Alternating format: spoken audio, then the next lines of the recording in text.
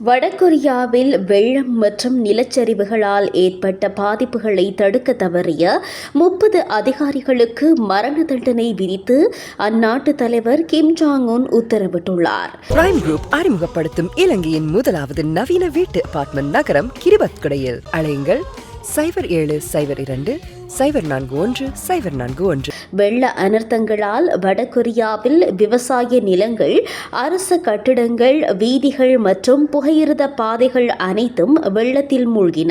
இந்த பாதிப்புகளில் சிக்கி 4000 பேர் உயிரிழந்துள்ளதாக தெரிவிக்கப்படுகின்றது. வடகொரியாவின் வடமேற்கு பகுதிகளில் உள்ள நகரங்களின் அதிக பாதிப்புகளை ஏற்படுத்தியுள்ளது. வெள்ளத்தினால் பாதிக்கப்பட்ட பகுதிகளை நேரில் சென்று பார்வையிட்ட ஜனாதிபதி அவ்விடயங்களை மீண்டும் புனரமைக்க பல மாதங்கள் ஆகும் என தெரிவித்துள்ளார். மேலும் வெள்ளம் பாதித்த பகுதிகளில் இருந்து மீட்கப்பட்ட 15,400 பேருக்கு தலைநகர் பியோங்யாங்கில் அந்நாட்டு அரசாங்கத்தினால் தற்காலிக தங்குமிடம் வழங்கப்பட்டுள்ளது. இந்நிலையில் வெள்ள பாதிப்புகளை தடுக்க தவறிய அதிகாரிகளை கண்டறிந்து கடுமையான நடவடிக்கை எடுக்க வேண்டும் என்று ஜனாதிபதி கிம் உத்தரவிட்டுள்ளார்.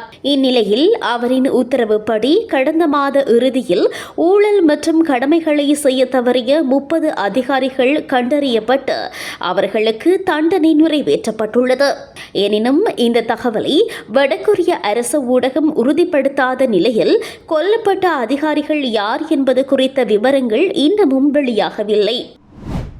அமெரிக்காவின் ஜோர்ஜியா உயர்நிலை பாடசாலையில் நேற்று 14 வயது மாணவன் ஒருவர் துப்பாக்கிச்சூடு நடத்தியதில் 4 கொல்லப்பட்டதாக அமெரிக்க அதிகாரிகள் தெரிவித்துள்ளனர்.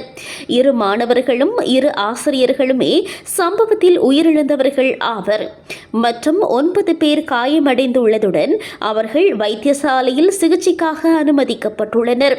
துப்பாக்கிச் சூட்டினை நடத்திய கோல்ட் கிரே என்ற மாணவன் சரணடைந்த நிலையில் கைது செய்யப்பட்டுள்ளதோடு அவர் மீது கொலை குற்றச்சாட்டு முன்வைக்கப்பட்டுள்ளதாக ஜோர்ஜியா புலனாய்வு பணியகம் தெரிவித்துள்ளது.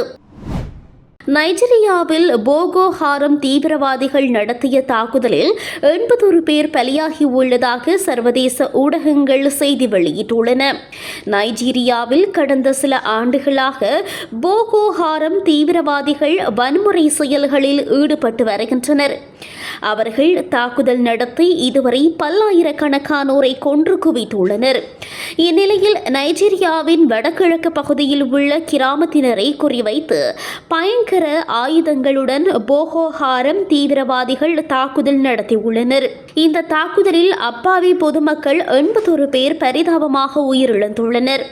படுகாயமடைந்த பலர் சிகிச்சைக்காக வைத்தியசாலையில் அனுமதிக்கப்பட்டுள்ளனர்.